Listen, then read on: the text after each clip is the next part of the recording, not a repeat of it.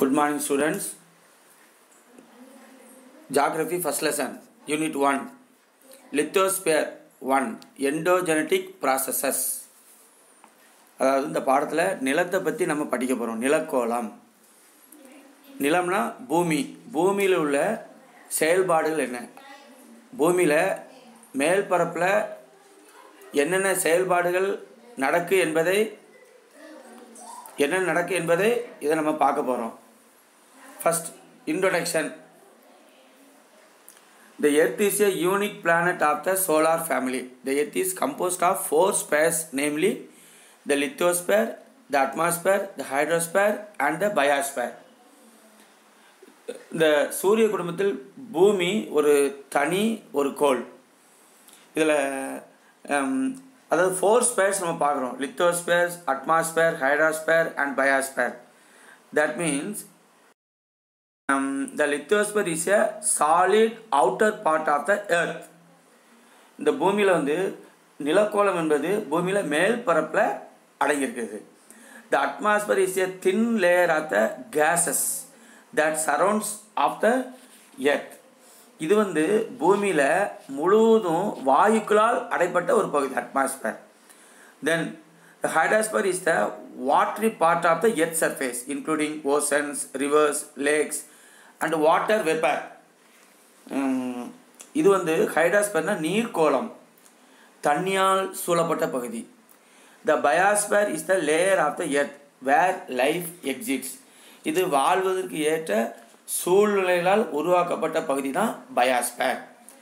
So earth is 4 spheres அப்படின்னு சொல்லி இந்த ஃபர்ஸ்ட் லெசன் நமக்கு சொல்லுது. அதாவது spheres of the earth 1.1 spheres of the earth. Together these spheres constitute the planet earth. இந்த 4 கோள்களும் சேர்ந்து தான் எர்த்துன்னு நம்ம சொல்கிறோம். 1.2 ஸ்ட்ரக்சர் ஆஃப் த எர்த், புவியின் அமைப்பு. ஃபர்ஸ்ட் இன்டீரியர், புவியில் என்னென்ன இருக்குது உள்பகுதி அப்படின்னு நம்ம பார்த்தோம்னா crust, the mantle and the core. Namely the crust, the mantle and the core. இது நீங்கள் பார்த்தீங்கன்னா இதில் நம்ம பார்க்கலாம். இந்த பிக்சர் உங்களுக்கு ஃபுல்லாக நல்லா அதை பற்றி சொல்லுது. crust பூமியில் மேல் பகுதி தான் crust, அதாவது மேலோடு. தமிழில் சொல்ல போனால் மேலோடு crust. இது பூமியில் மேலோடு, மேல் பரப்பில் இது இருக்குது புவி மேலோடு crust. நாம் வாழும் புவியின் மேலடுக்கை புவி மேலோடு என்கிறோம். crustனாலே பூமியில் மேலடுக்கு பார்த்தீங்களா. The crust is outer layer of the earth where we live. இது நம்ம இன்னொன்று சொல்லலாம், which ranges between 5 to 30 kilometre. இது பூமியில் மேல் பரப்பில் நம்ம பார்த்தோன்னா 5 கிலோமீட்டர்லேருந்து 30 கிலோமீட்டர் வரை பரவி உள்ளது. It is the solid and rigid layer of the earth. இந்த புவி மேலோடு திடமாகவும் இறுக்கமாகவும் உள்ளது. இது சொல்லப்போனால் the thickness of the crust is the greater below of the continents than the ocean floor. The crust is classified as continental crust and oceanic crust. இந்த புவி மேலோட்டினை கண்ட மேலோடு மற்றும் கடலடி மேலோடு என்று 2 வகையாக நம்ம பிரிக்கலாம். அதில் இந்த புவி மேலோட்டில் என்னெல்லாம் இருக்குன்னா சிலிக்கா, அலுமினியம் இதெல்லாம் ரொம்ப அதிகமாக காணப்படுது. The major elements of the crust, Sial or silica, first 2 letter Si, and aluminum Al and Sima. So இது புவியில் மேலடுக்கில் ரொம்ப அதிகமாக காணப்படுது. இவருக்கு சியால் என அழைக்கப்படுகிறது. மொத்தத்தில் சொல்ல போனோம்னா சியால் என்று நம்ம இதை சொல்லலாம். மட்டுமல்ல இந்த மேண்டில் நம்ம பார்த்தோம்னா நெக்ஸ்ட் மேண்டில் கவசம். த interior part beneath the crust is called mantle. புவி மேலோட்டிற்கு கீழே உள்ள பகுதி தான் மேண்டில் அப்படின்னு சொல்லி நம்மளை பார்க்குறோம். இந்த பிக்சரில் நம்ம பார்த்தோம்னா இது உங்களுக்கு தெரியும். crust, mantle இதெல்லாம் நம்ம பார்க்குறோம். தென் கோர். ஓகே, இந்த பார்த்தோம்னா இதில் என்னென்ன அடங்கியிருக்குதுன்னா சிமா. இது வந்து மொத்தத்தில் அதாவது சிலிக்கா மேக்னீசியம் இது மொத்தத்தில் அடங்கியிருக்குது. அதனால் இதை நம்ம வந்து சிமா என்று நம்ம சொல்கிறோம். இது பார்த்திங்கன்னா the rock remains solid whereas in the lower part of the mantle rocks are in molten form. This molten rock inside the earth is called magma. இது வந்து பாறை குழம்பு மேக்மா என்று இதை நம்ம அழைக்கிறோம். இது வந்து பாறை குழம்பு மேக்மா. நெக்ஸ்ட் கோர், கர்வம். The core is the innermost and hottest layer of the earth which lies below the mantle. அதாவது மேண்டில்ங்கிற அதுக்கு கீழே இந்த கோர் அடைக்கு. இது வந்து ரொம்ப ஹாட்டஸ்ட் லேயர், ரொம்ப அதிகமான வெப்பம் உள்ள ஒரு பகுதி, ஹாட்டஸ்ட் லேயர். இதில் என்னென்ன அடங்கியிருக்குதுன்னு சொல்ல போனால் it is composed mainly of nickel and iron, hence it is called NiFe. இதில் வந்து நிக்கலும் இரும்பும் அதிகமாக இருக்குது. இதை வந்து நம்ம நைஃப்னு சொல்கிறோம். இந்த அதாவது இந்த core is divided into solid inner liquid outer core. அதாவது உட்கருவம் வந்து திட நிலையிலும் இருக்கும், வெளிக்கருவம் வந்து திரவ நிலையிலும் இருக்கும். அதாவது திரவம், அதாவது liquid outer core and solid inner core. இப்படி ரெண்டு வகையாக அந்த கோர் அடங்கியிருக்குது புவியில். இதில் நம்ம பார்த்தோம்னா as the earth rotates off its axis the liquid outer core spins solid inner core and generates its magnetic field. This is responsible for the functioning of the magnetic compass. Due to high pressure the materials in the inner core are unable to move, hence remain solid. இந்த புவி தன் அச்சில் சுழலும் போது திடநிலையில் உள்ள உட்கருவத்தின் மேலுள்ள திரவ நிலையில் உள்ள வெளிக்கருவம் சுழல்வதால் காந்த புலம், ஒரு மேக்னெட்டிக் ஃபீல்டு அதில் உருவாகுது. இதனால தான் the materials in the inner core are unable to move, hence remain solid. இந்த உட்கருவத்தில் அதிக அழுத்தம் காணப்படுவதால் அங்குள்ள பொருட்கள் அழுத்தப்பட்டு இறுக்கமாகின்றன. ஆகவே உட்கருவும் திடநிலையில் உள்ளது அப்படின்னு சொல்லி இந்த கோர் நம்மளுக்கு சொல்றோம். நெக்ஸ்ட் 1.3 ராக்ஸ், பாறைகள். The crust is a storehouse of rocks. An aggregate of minerals of the earth's crust is called a rock. It may be hard and compact like granite or soft as clay or loose as sand. அதாவது புவி மேலோடு பாருங்க உரடமாகும் தாதுக்களின் கலவையே பாறை. உங்களுக்கு பாறைனா தெரியும், ரொம்ப திக்னஸாக இருக்கும். பாறை வந்து எப்படின்னா கிரானைட் போன்று திடமாகவோ, களிமண் அதாவது கிளே சாஃப்ட் ஆஸ் கிளே களிமண் போன்று மென்மையாகவோ, அப்புறம் சேண்டு மணல் நம்ம பார்த்தோன்னா லூஸாக இருக்கும். மணல் வந்து எப்படி லூஸாக இருக்குதா அதே போலவும் துகள்களாகவும் பாறைகள் காணப்படுகின்றன. நம்ம இதில் அடுத்து பார்த்தோம்னா டைப்ஸ் ஆஃப் ராக்ஸ், பாறைகளின் வகைகள். 1 igneous, number 2 sedimentary, number 3 metamorphic. igneous means தீப்பாறைகள். இந்த பாறைகளில் ஃபர்ஸ்ட் ராக் வந்து தீப்பாறை அப்படின்னு சொல்லி பார்க்குறோம். டைப்ஸ் ஆஃப் ராக்ஸ், தீப்பாறைகள். The word igneous is derived from Latin word ignis meaning fire. ignis என்ற லத்தீன் சொல்லியிருக்கு நெருப்பு பொருள். ignis meaning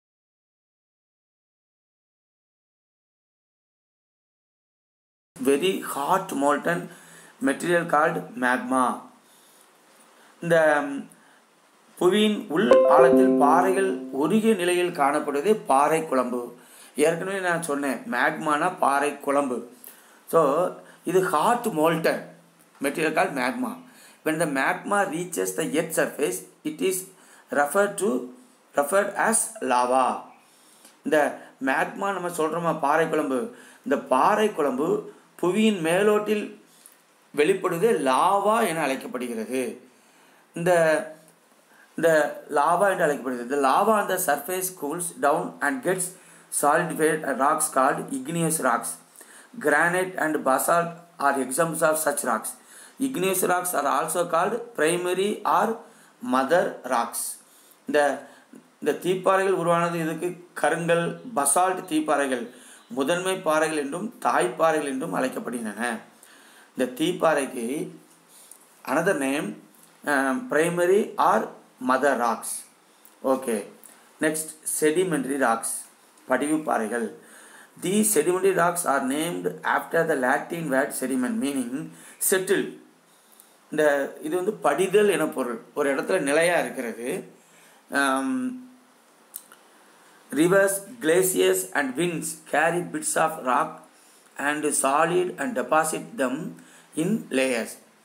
ஆறுகள் அல்லது பனியாறுகள் அல்லது விண்டு காற்றுகள் இது ஒவ்வொரு பொருளையும் கடத்தி போய் ஒரு இடத்துல நிலையாக வைக்கிறது. So it is called sedimentary rocks. After a few millions of years, these deposits harden into compact rocks and are called sedimentary rocks. இது பல மில்லியன் ஆண்டுகளுக்கு பிறகு அப்புறம் படிவு பாறைகளாக உருவாகிறது. இதில் வந்து ஃபோசில்ஸ்னால் எச்ச படிவங்கள் அப்படின்னு சொல்லலாம். The bodies of plants and animals that fall on the deposits get embedded in the layers and form fossils. இப்படிவுகளில் தாவரங்கள் மற்றும் விலங்கினங்கள் படிந்து தொல்லுயிர் எச்ச படிவங்களாக மாறினன. ஃபோசில்ஸ்னால் எச்ச படிமங்கள். எக்ஸாம்பிள் சிலரை சொல்லலாம். Sandstone, limestone, chalk, gypsum, coal and conglomerate are examples of sedimentary rocks. Next, metamorphic rocks, உருமாறிய பாறைகள் அல்லது மாற்றுருவ பாறைகள். The term metamorphic is derived from the word metamorphosis, which means change of form. இந்த மெட்டோஃபார்மிக் என்ற சொல் மெட்டோமார்பிசஸ் என்ற சொல்லிலிருந்து பெறப்பட்டது. இதன் பொருள் உருமாறுதல், அதாவது சேஞ்ச் ஆஃப் ஃபார்ம், உருமாறுதல் என பெயர். When igneous or sedimentary rocks are subjected to extreme heat and pressure, they undergo a complete change in their form and character. That is, in course of time, granite may get transformed to gneiss, basalt to schist, limestone to marble and sandstone to quartzite. இந்த உருமாறிய பாறைகள் அல்லது மாற்றுருவ பாறைகள் metamorphic ராக்ஸுக்கு examples granite நீஸாகவும், basalt சிஸ்டாகவும், சுண்ணாம்பு பாறை சலவை கல்லாகவும், மணற்பாறை குவார்ட்சைட் பாறையாகவும் உருமாகிறது. எக்ஸாம்பிள்ஸ்.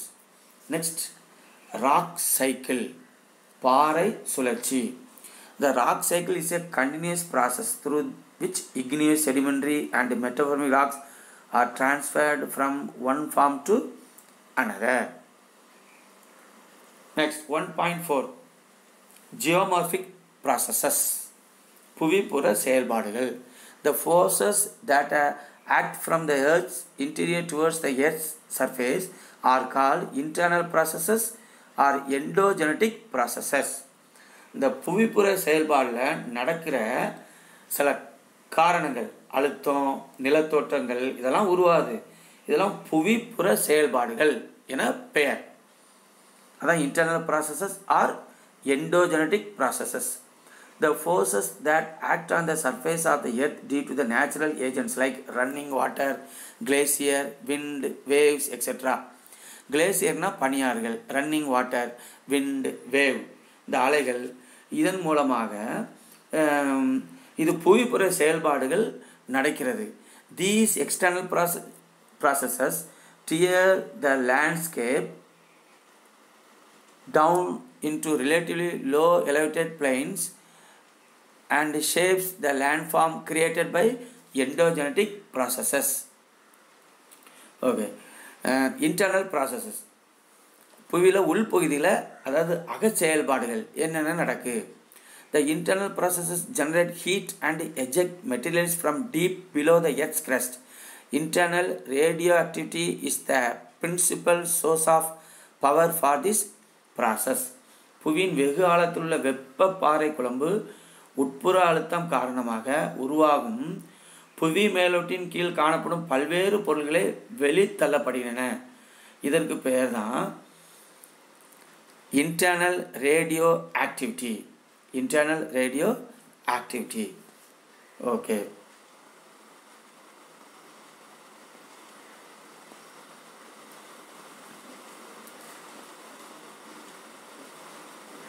Plate tectonics.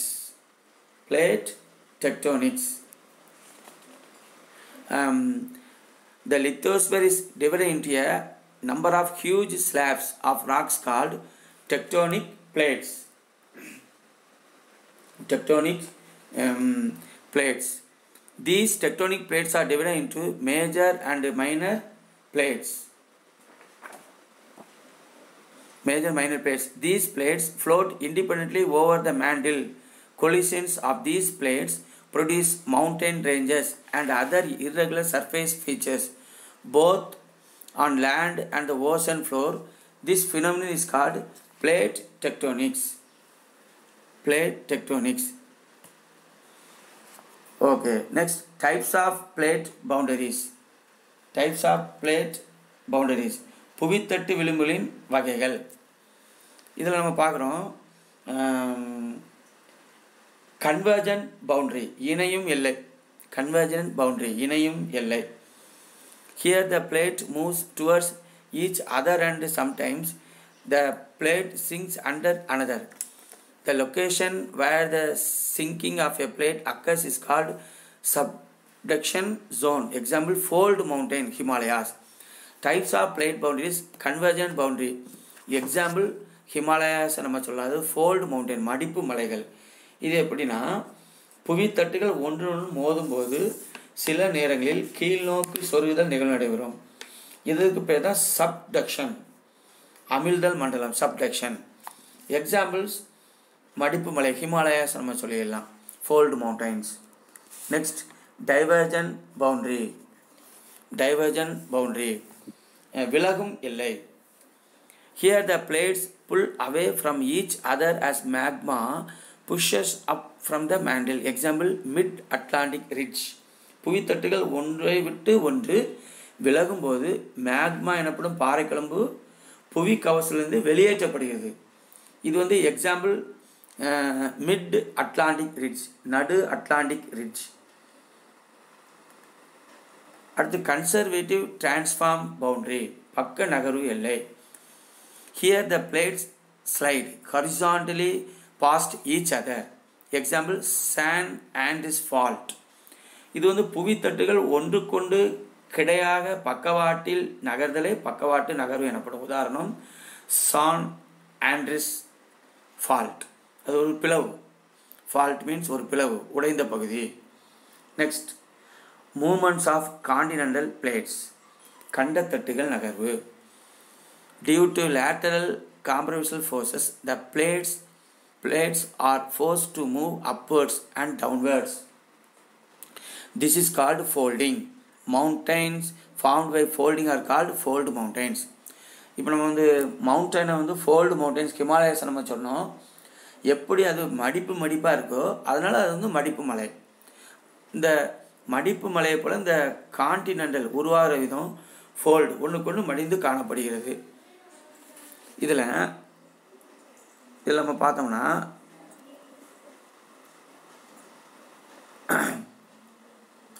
அதாவது the process of folding creates lofty mountains ranges such as Himalayas and Alps. Himalayas mountainum Alps mountainum இதுக்கு உதாரணம். According to plate tectonics, the plates are in constant motion with an average rate of a few centimeters per year. The movement might seem slow, but over millions of years, the plates and the continents riding on them move to long way.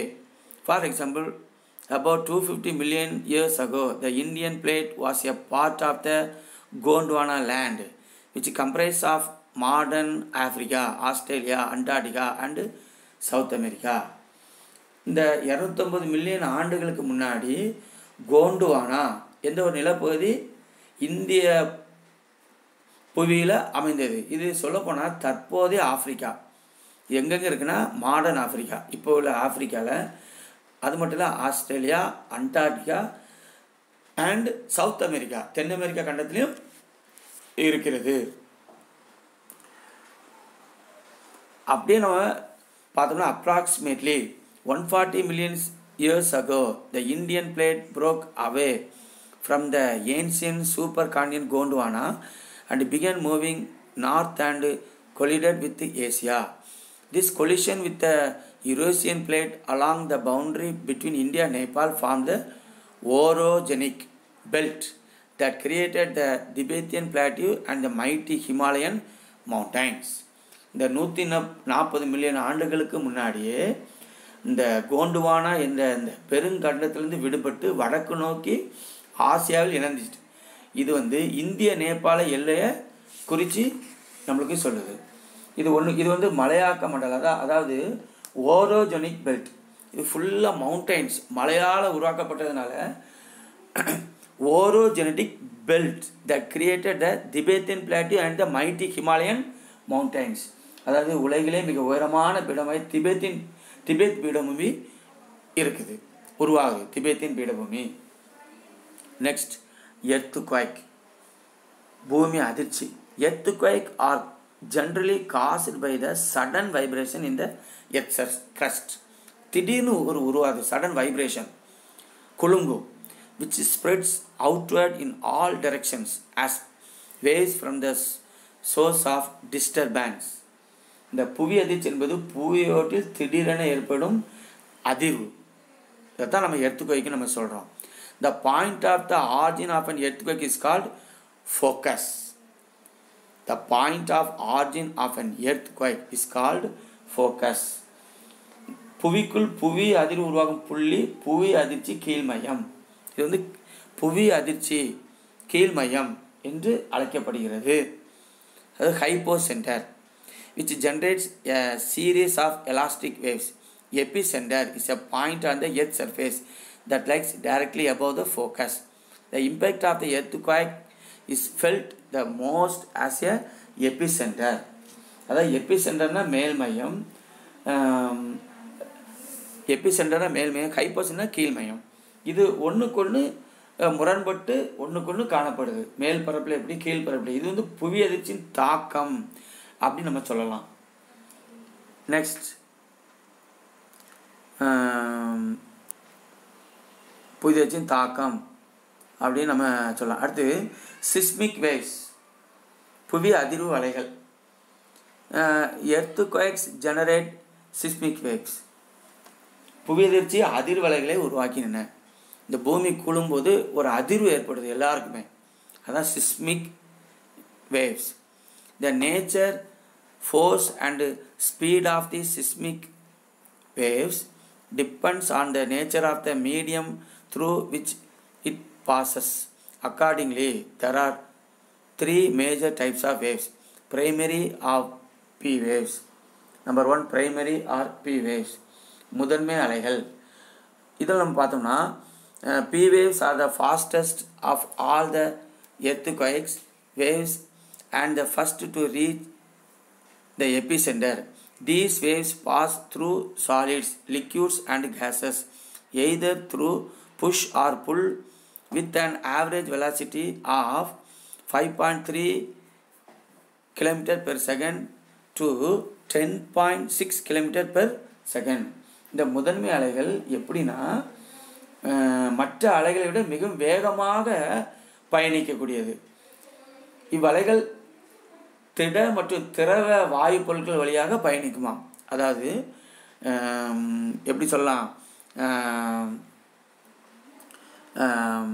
அதாவது gases, solids, liquids, அதாவது இது வழியாக இது என்ன செய்யும், பயணிக்கும். கிட்டத்தட்ட 5.3 kilometre per seconds, ஒரு நொடி ஒரு செகண்டில் 5.6 கிலோமீட்டர் முதல் 10.6 கிலோமீட்டர் வரை வேறுபடும்.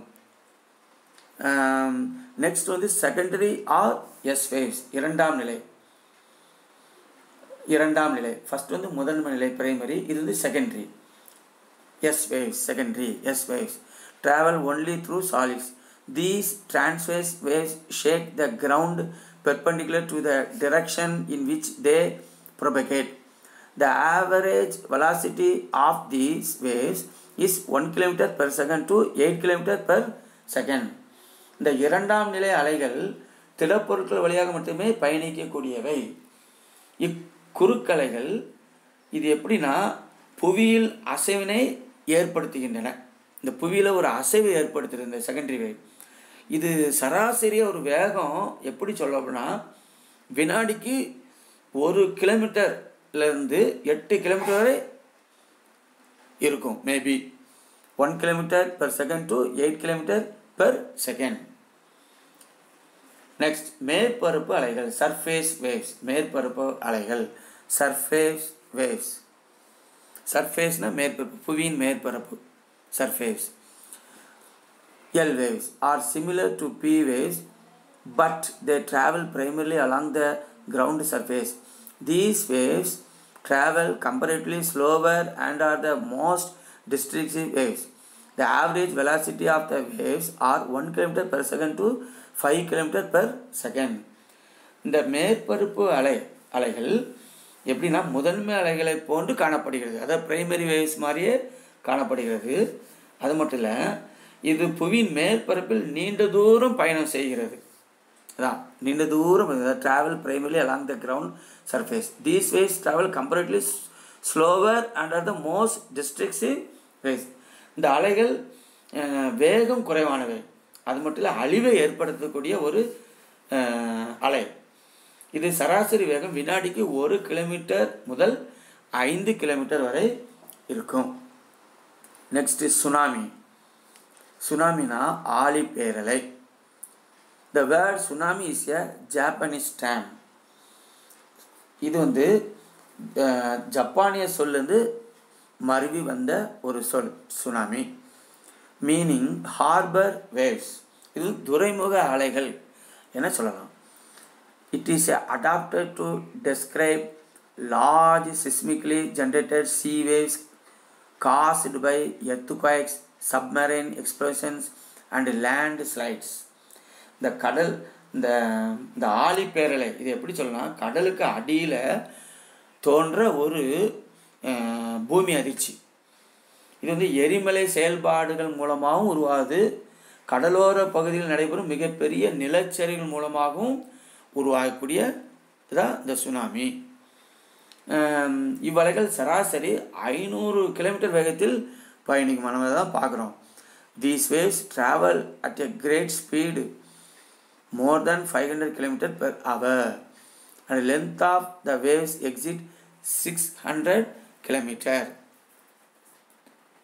These waves reach to a height of more than 15 millimeter near the sea shore and are capable of causing destruction along the coastal area. இது கிட்டத்தட்ட 15 மீட்டர் உயரம் வரை உயர்ந்து காணப்படுமா. அதான் 15 metre height of more than 15 metre near the sea shore. கடல்லேருந்து மட்டத்திலேருந்து 15 metre உயரம் இது காணப்படுது. இது கடற்கரையோர பகுதியில் அதிகமான சேதத்தை ஏற்படுத்தும் அப்படின்னு சொல்லி சுனாமி பற்றி நம்ம பார்க்குறோம். The 2004 Indian Ocean earthquake that caused tsunami is the 6th deadliest natural disaster which traveled at a speed of 600 km per hour with an estimated death toll of 2,80,000. இது இந்திய பெருங்கடலில் 2004 ஏற்பட்டுச்சு ஒரு சுனாமி. அதில் கிட்டத்தட்ட 600 கிலோமீட்டர் வேகத்தில் இந்த சுனாமி ரொம்ப ஃபோர்ஸாக போய் செயல்பட்டுருக்கு, பயணம் செய்தது. இதில் கிட்டத்தட்ட எத்தனை பேர் இறந்துருக்காங்கன்னா 2,80,000 பேர் இந்த சுனாமியில் இறந்துருக்காங்க. இந்த ஆழிப்பேரலை உருவான விதம். The earthquake which occurred near Indonesia at 00.58 hours took nearly 7 hours to reach Chennai. இந்த ஆழிப்பேரலை எப்படின்னா சென்னை கடற்கரை வந்தடைய 7 மணி நேரம் எடுத்துக்கொண்டது. ஆழிப்பேரலை அவ்வளோ ஒரு ரொம்ப வால்கானோஸ் எரிமலைகள் volcanoes. A volcano is a vent or an opening on the surface of the earth crust through which hot, solid, liquid and gaseous materials, magma, gaseous materials erupt out to the surface from the earth's interior. இந்த புவியின் உட்பகுதியில் அதாவது solid, liquid, gases மெட்டீரியல்ஸ்லாம் இருக்குது. இது எப்படின்னா பாறை குழம்பு ஒரு துவாரம் மூலமாக பூமியில் மேல் பரப்பில் வெளிவருகுது. இதுதான் எரிமலைன்னு நம்ம சொல்கிறோம், வால்கோனாஸ்.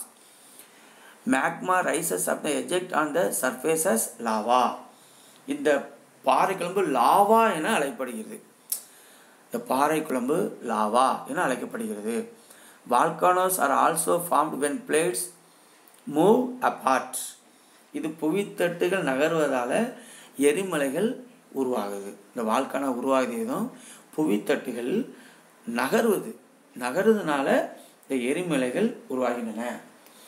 எரிமலைகளுடைய முக்கியமானது என்னென்னா மேஜர் காம்போனன்ட்ஸ், முக்கியமான அதாவது கூறுகள். மேஜர் காம்போனன்ட்ஸ் என்ன? Number 1, magma chamber, a large pool of liquid rock round beneath the surface of the earth. பாறை குழம்பின் தேக்கம். இது பூமியில் அடிப்பகுதியில் பெரிய அளவில் கற்குழம்பு போல காணப்படுகிறது. நம்பர் 2, vents, துவாரம், and opening serving as an outlet for air, smoke, fumes, magma, etc. இந்த துவாரம் எப்படின்னா எரிமலை வெடிப்பின் போது இந்த வாயுக்கள், புகை இதெல்லாம் பாறை குழம்பு வெளியேறதுக்கான சில துவாரங்கள் உருவாகிறது. இதான் நம்ம வென்ட்ஸ் அப்படின்னு சொல்லி சொல்கிறோம். 3, வால்கானிக் கோன், எரிமலை கூம்புகள். கோன், கூம்பு வடிவ தோற்றம். A landform built by the magma ejected from the vent in the shape of a cone. அந்த எரிமலை கூம்பு இது துவாரங்கள் வழியே வெளியேற்றப்பட்ட பாறை கிளம்பு ஒரு கூம்பு வடிவ நிலத்தோட்டத்தை உருவாக்குகின்றது. Number 4, crater, a bowl shaped depression found at the top of the volcano through which the magma flows out. எரிமலை வாய், கிராட்டர்னா எரிமலை வாய். எரிமலை உச்சியில் காணப்படும் கிண்ணம் போன்ற ஒரு பள்ளம் இருக்குது. அந்த பள்ளம் தான் எரிமலை வாய். அதான் top of the volcanic through which the magma flows out. அதாவது பவுல் ஷேப்பில் இது இருக்குது. அதாவது பவுல் ஷேப், கிண்ணம் போன்று. நெக்ஸ்ட், ஆக்டிவ் வால்கானோ, சீரும் எரிமலை. ஆக்டிவ் வால்கானோ அதாவது இதில் நம்ம பார்க்குறோம், based on the periodicity of eruptions volcanoes are classified into active volcano, dormant volcano, extinct volcano. இந்த எரிமலை செயல்படும் விதம் 3 வகை நம்ம பிரிக்கிறோம். Active volcano, dormant volcano, extinct volcano. அதாவது சீரும் எரிமலை, உறங்கும் எரிமலை, செயலிழந்த எரிமலை அப்படின்னு சொல்லி இந்த வால்கானோ பற்றி நம்ம பார்க்குறோம். Volcano 1, active volcano. Do you know, இதெல்லாம் நம்ம பார்த்துக்கணும். The term volcano is derived from the Latin term vulcan which is the name of Roman god of fire. இது ரோமானிய நெருப்பு கடவுள் என பெயர். ஆக்டிவ் வால்கானோ சீரும் எரிமலை. The volcano is a vent or an actinic volcano. Actinic volcanoes are those which constantly eject volcanic lava, gases and fragmented materials. Example, Mount St. Helens in the United States. இந்த சீரும் எரிமலை எப்படின்னா நிரந்தரமாக தொடர்ந்து எரிமலை குழம்புகளாகவும் துகள்களாகவும் வெளியேறிக்கொண்டே இருக்குமா. அதான் அடிக்கடி தொடர்ந்து வெளியேறிக்கொண்டே இருக்கிறோம். எக்ஸாம்பிள், ஹெலன்ஸ் எரிமலை, அமெரிக்க ஐக்கிய நாடுகள். அதாவது யுனைடெட் ஸ்டேட்ஸ் அப்படின்னா அமெரிக்க ஐக்கிய நாடுகள். Helens, Saint Helens. Next, dormant volcano. இது உறங்கும் எரிமலை, அதனால தான் ஸ்லீப்பிங் வால்கானோ அப்படின்னு சொல்கிறோம். உங்களுக்கு ஆக்டிவ் வால்கானோங்கிறது அந்த படமே உங்களுக்கு தெரியும், எப்போ பார்த்தாலும் புகை வெளியே கிளம்பிகிட்டே இருக்குது. அடுத்து டார்மன் வால்கானோ, ஸ்லீப்பிங். பாருங்கள், ஒன்றுமே இல்லை, அமைதியாக இருக்குது. இது வந்து பாருங்கள், வால்கானோஸ் that do not show any sign of volcanic activity for a long period of time are known as dormant volcanoes. Sometimes there may be a sudden explosion which may cause unimaginable loss to life and property. That is Mount Fuji, Japan. நீண்ட காலமாக எரிமலை செய்கைகள் ஏதுமே இருக்காது, ஒன்றுமே கிடையாது. அதனால தான் இது வந்து உறங்கும் எரிமலை அப்படின்னு சொல்லுவோம். ஆனால் திடீர்னு வெடிக்கும், அதான் திடீர்னு இது வந்து வெடிக்கும் தன்மையுடையது. எக்ஸாம்பிள் ஃபியூஜி எரிமலை, Japan. Next C extinct or dead volcano, தனிந்த எரிமலை. when a volcano permanently stops its volcanic activity, then it is called as extinct or dead volcano. Example Mount Kilimanjaro, Tanzania.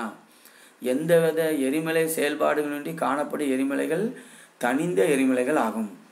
Example Kilimanjaro எரிமலை, Tanzania. Volcanoes can also be classified based on their structure and composition as composite volcano, shield volcano and dome volcano. இன்னும் நம்ம இந்த எரிமலைகளை 3 வகையில் நம்ம பிரிக்கலாம். கலவைகளின் அடிப்படையில் 3 வகை நம்ம பிரிக்கலாம். ஒன்று கூட்டு எரிமலை, கும்மட்டை எரிமலை, கேடே எரிமலை.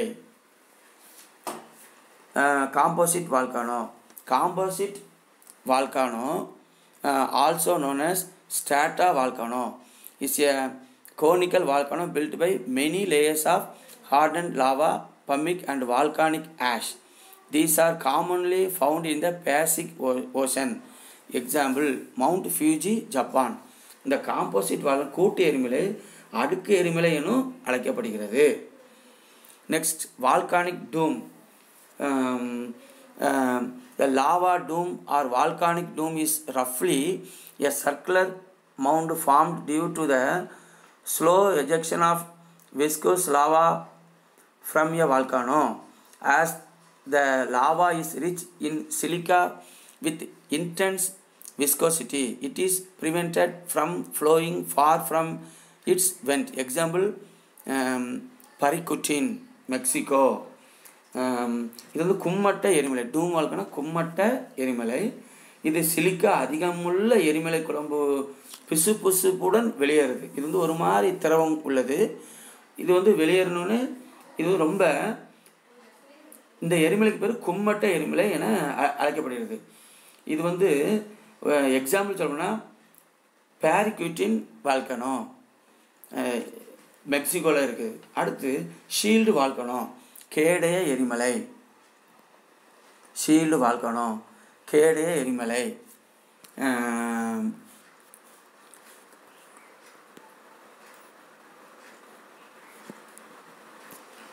Shield volcanoes are formed intense viscous lava. These are shallow deposits with gently sloping sides. Hence, the lava flows out in all directions to create a shield. இது வந்து கேடயம் போல தோற்றத்தை உடையது, அதனால இதுக்கு வந்து shield volcano. Example Mauna Loa, Hawaii. Mauna Loa எரிமலை இது வந்து ஹவாய் தீவில் அடங்கியிருக்குது.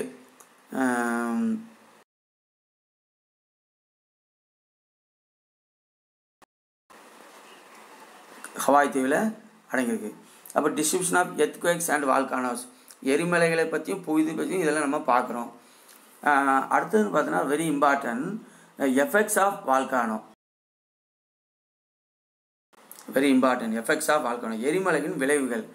அதில் நன்மைகள் தீமைகள் அப்படின்னு சொல்லலாம். Very important constructive effects. Volcanic material enrich the soil fertility that promotes agricultural activities. The hot volcanic region helps in generating geothermal energy. Many dormant and active volcanoes are the most attractive tourist spots of the world. Most of the volcanic materials are used as building materials. Constructive effects அதெல்லாம் நம்ம சொல்ல போனால் எரிமலையிலிருந்து வெளிப்படும் பொருட்கள்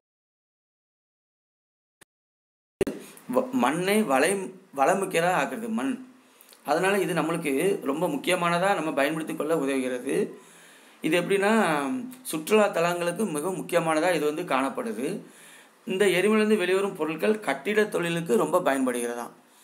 next destructive effects. Constructive effects 1 effects of volcanoes. Number 2 destructive effects. Volcanic eruption causes earthquakes, floods, mudslides and rocks fall. Lava can travel very far and burn, bury or damage anything in its path. இந்த எரிமலை வந்து புவியீர்ச்சி, திடீர் வெள்ளம், சேறு வடிதல் மற்றும் பாறை சரிதல் போன்ற தன்மைகளை உருவாக்குது. அது மட்டும் இல்லை, the large amount of dust and the ash makes breathing hard and irritable. Volcanic eruptions can alter the weather conditions and disturb transport. Iceland volcanic eruption in and around the volcanic region. இது எப்படின்னா இந்த எரிமலை வந்து அதிக அளவில் வெளிப்படும் தூசு மற்றும் சாம்பல் நமக்கு எரிச்சலையும் மூச்சு விடுதலையும் நம்மளுக்கு ரொம்ப கஷ்டப்படுத்துமா. இது முக்கியமாக ஐஸ்லாந்தில் நிகழ்ந்த எரிமலை வெடிப்பு. இதை நம்ம இந்த பாடத்தில் நம்ம பார்க்குறோம். ஸோ அந்த பாடத்தில் நம்ம இதில் பற்றி முக்கியமானதை நம்ம தெரிந்து கொள்கிறோம். Sir thank you.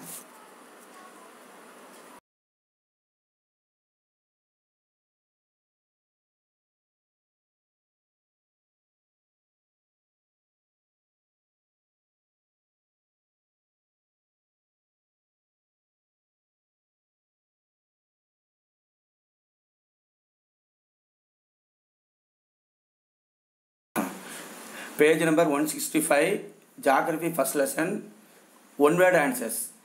Choose the correct answers. Dash is the rigid outer layer of the earth. Answer, crust. Next, dash layer is made up of liquid iron. Answer, outer core. Next, magma is found in the dash. Answer, mantle. Next, the movement of tectonic plates is induced by gas energy. Answer, thermal. Next, in the ancient period, Gondwana land moved towards dash direction. Answer, north. Next, many million years ago, India was a part of the supercontinent. Answer, Gondwana. Next, the movement of plates that create stress and tension in the rocks, causing them to stretch and cracks that result in dash. Answer, fault. Next, dash refers to a bowl-shaped depression found at the top of the volcano. Answer, crater. Next, the point of origin of an earthquake is called the dash. Answer, focus. Match the following. First one, answer is volcanic. Second, answer is Sima. Third, answer is subduction zone. Fourth, answer is seismograph. Fifth, answer is Pacific Ocean. Roman letter 3, consider the given statements. Which of the statement is true? Answer A. Answer A. One is true. Second, statement reason. Statement, magma gushes out when it finds vents. Reason, interior of the earth contains compressed hot magma. Which of the statement is correct? Answer A. Statements and reason are true. Third, statement 1, statement 2.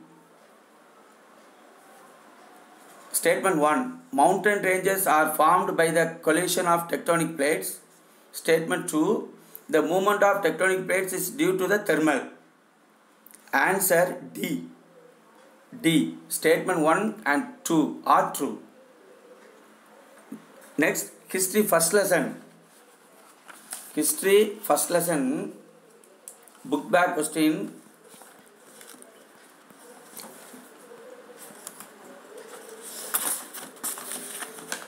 Page number 12. Page number 12.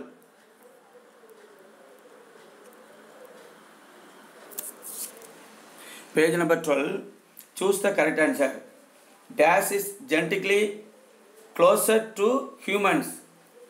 Choose the correct answer. First one, answer C. Answer B, chimpanzee. 2. The period called dash marks of the beginning of agriculture and animal domestication. Answer C, Neolithic. Next, direct ancestors of modern man was dash. Answer C, Homo sapiens. 4th, dash refers to the area covering Egypt, Israel, Palestine and Iraq. Answer B, Fertile Crescent. 5th, Sir Robert Brucefoot, a geologist from England, first discovered the dash tools at Pallavaram near Chennai.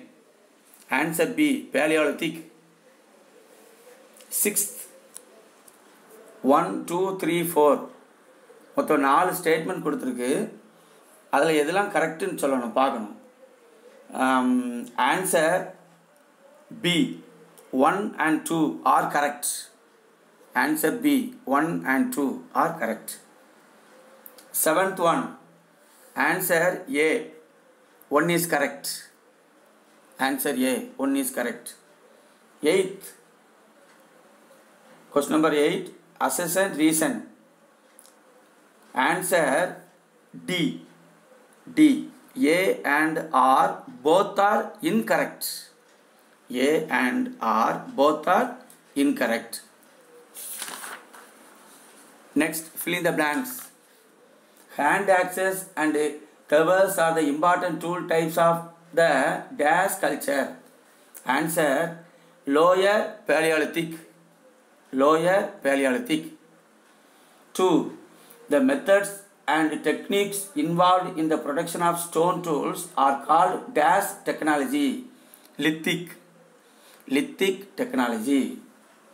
3rd, dash is known as the Middle Stone Age as it is placed between the Paleolithic and Neolithic.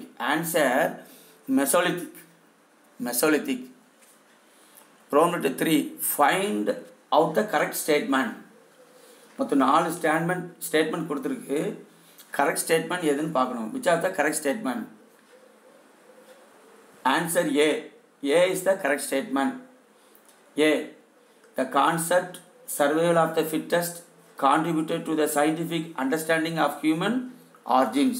Answer A is correct. Number 2. Answer B. B is the answer. B is correct.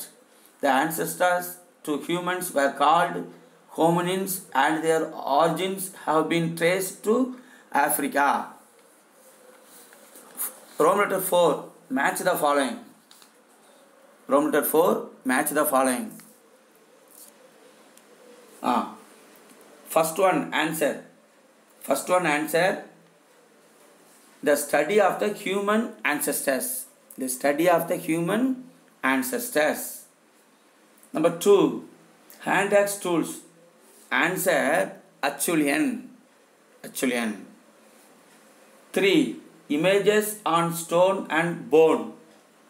Images on stone and bone. Answer Venus. 4th. Red sand dunes. Answer Terrace. Terrace. 5th. Stone artifacts are small size. Answer Microliths.